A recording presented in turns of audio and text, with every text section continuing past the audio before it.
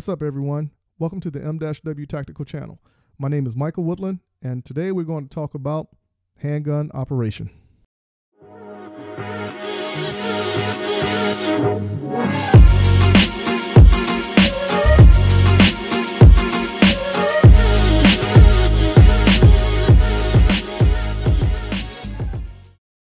So we just got the new Walther PPQ handgun, and we are ready to get in on some training before we attempt to apply for our concealed carry permit. We realized that we should get familiar with the operation of the handgun. After really thinking of the process, understand how each piece works together for efficient means to stay consistent when in operation.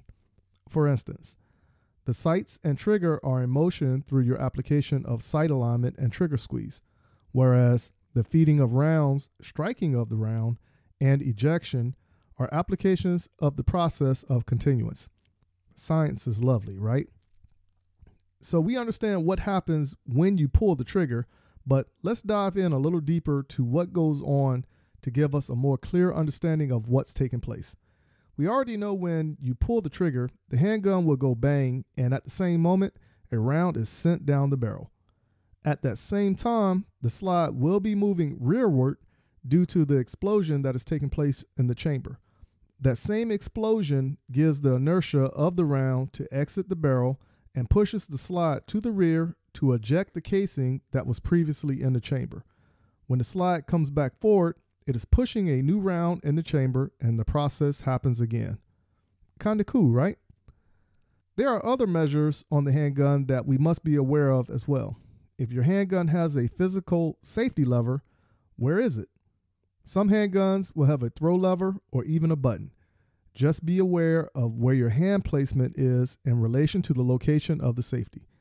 Even with many hours of training, if the safety is in a location of where your hand placement is when it's time to shoot, there can be a time when you think you have the safety off, but you accidentally put it back on. If you are new to shooting and not certain if the safety is on or not, just remember this saying to make it easier. Red means dead.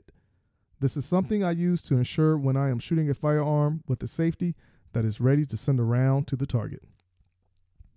Another feature on the handgun that is just as important as others is the slide lock. This lever will vary in size depending on the make and model of the handgun you have. My Smith & Wesson M&P has a smaller slide lock lever, but my Walther PPQ has a long slide lock lever. Which is better? That is up to the user to decide, but for my use, I am going with the Walther PPQ on this one since there is no doubt I can hit that lever 100% of the time when I have to. The slide lock gives you the option to both lock your slide back and release the slide to come forward to normal battery position. In one scenario, if you are shooting and there are no more rounds in the magazine, in this instance, the slide should lock back. If you choose to replace the magazine, you could press the slide lock lever and you are ready to continue to shoot some more.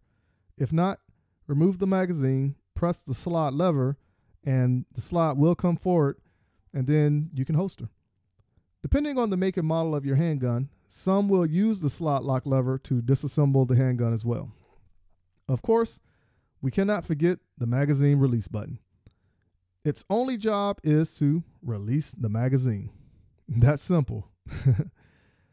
We are not going to let this magazine release button off that easy. You have options with this feature as well. Again, depending on the make and model of your handgun, when you purchase a new handgun, you will notice that the magazine release button is always on the left-hand side of the handgun to accommodate a right-hand shooter. You can change this to the other side to accommodate a left-hand shooter. Once again, depending on the make and model and function of your handgun.